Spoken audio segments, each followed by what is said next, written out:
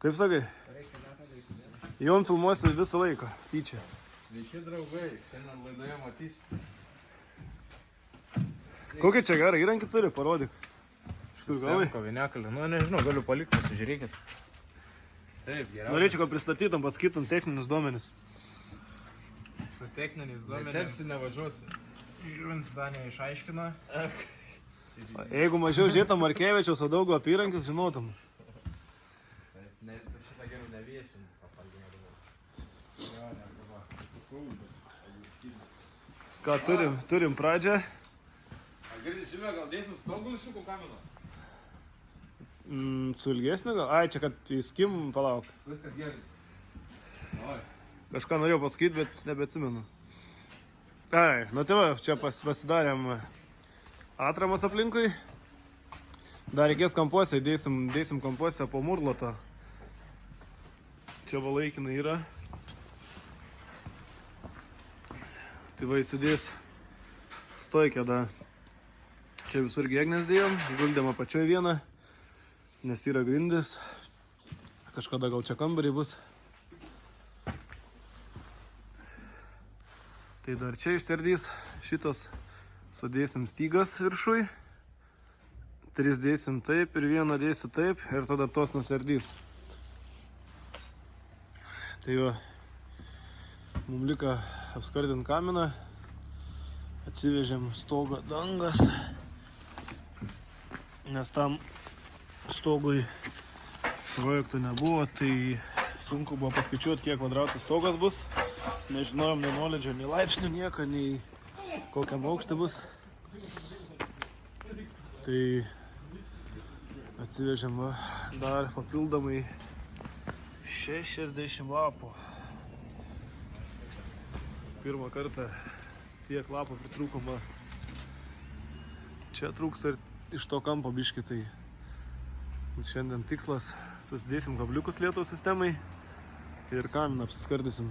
Šiandien visą dieną skardas lankstėm. Kraigai, kaminas senelės, sijonai, kepurės, viskas yra. Čia visos detalės.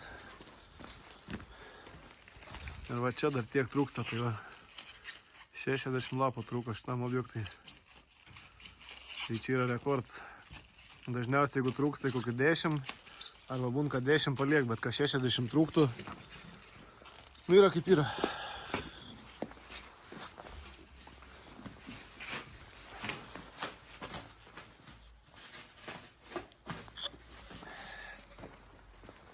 Kraigus lankstam patys su kepurėlė.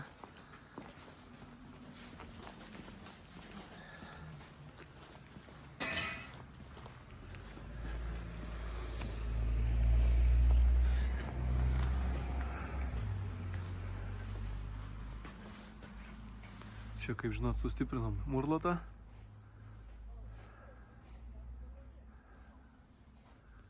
Tai va, sudėsim lietų sistemą, kraigus, apskardysim kaminą.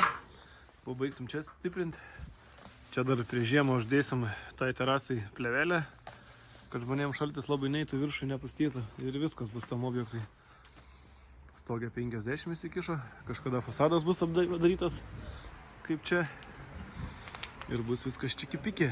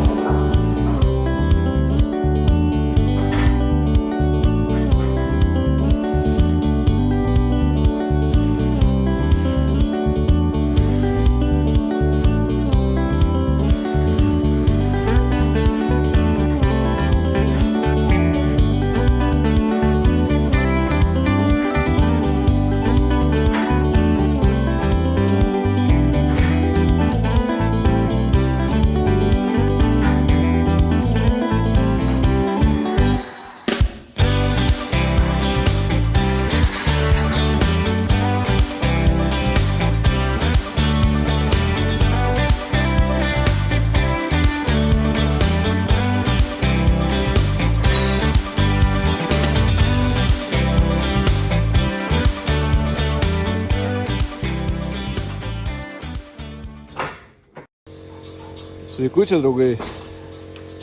Noriu pakalbėti apie kalibruotą medieną. Pavyzdžiui, iš medžio bičių. Ką reiškia kalibruota mediena?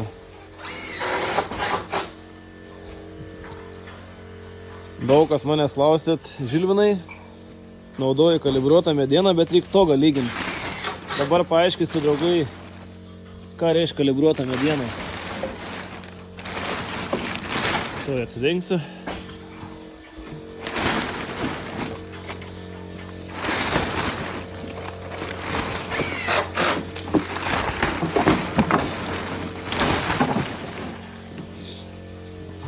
Čia yra nekalibruota, grebės tai yra paprasti.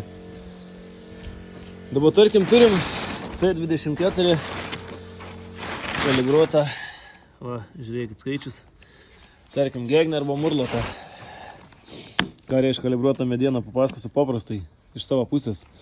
Kalibruota mediena tai nereiškia, kad ji yra tiesi. Įsidėmėkit tą. Jeigu naudojat kalibruotą medieną, negalvokit, kad stogą nereikės lyginti. Jos yra taip pat, gal kiek mažiau išlinkę, kaip ir paprasta mediena, jos tik yra lygios. Tai reiškia, kad pavyzdžiui, murlots 11,5 ant 11,5 tiek ir yra. Gegnė 100 kem 5 ant kem 5 tiek ir yra, nesiskiria storiai ir yra obliuota. Aš moksliškai nepaaiškinsiu, bet aš paaiškinu savo paprastą kalbą. Čia yra paprasta mediena. Paprasta mediena yra, va. Per jos, pavyzdžiui, jeigu dažot, geriau dažai limp. Jin yra grublėta, neobliuota. Ir jos pločiai gali biškai skirtis milimetrais, vaikščioti iki 0,5 centimetro. Bet apie tiesumą, kalibruota mediena nereiškia, kad bus jums tiesi. Jin yra vis tiek pasiraičius. Tai va, jeigu klausit, dėl ko mums reikia lyginti stogą, dėl to ir reikia lyginti stogą. Kad yra pasiraitimai. Nors mes viduje ir atramas jau susidėjom, bet iki centimetrą vis tiek visur reikėjo lyginti. Tai čia yra normalu. Tai va, nežinau, ar atsakiau klausimą žmonėm tie, kas nesuprant, ką reiškia kalibruota mediena.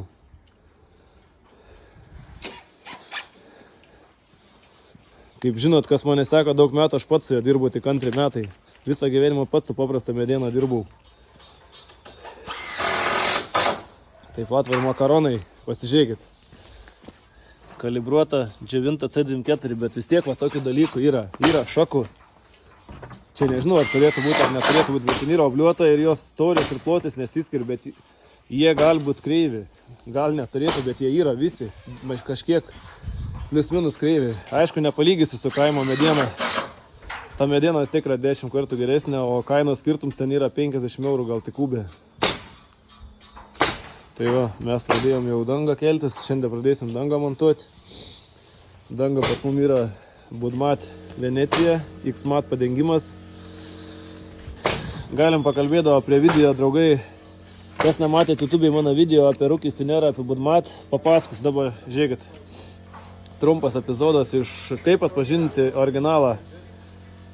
Nes kiti atvažiuoja žmonės, atvažiuoja dėdė Žilvins, paskaičiuoja stogą 20 000. Atvažiuoja dėdė Petras, sako, galiu padaryti už 18.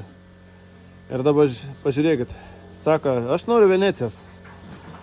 Aš žmogui atvažiuodams paaiškinu, ką reiškia Venecija. Tam skiriu laiką, ne veltui kainuoja pas mane sąmatos kainuoja ir 200 ir 300 eurų. Dėl ko? Dėl to, kad žmogui aš turiu atvažiavęs viską paaiškinti, ką jis gaus už tuos pinigėlius.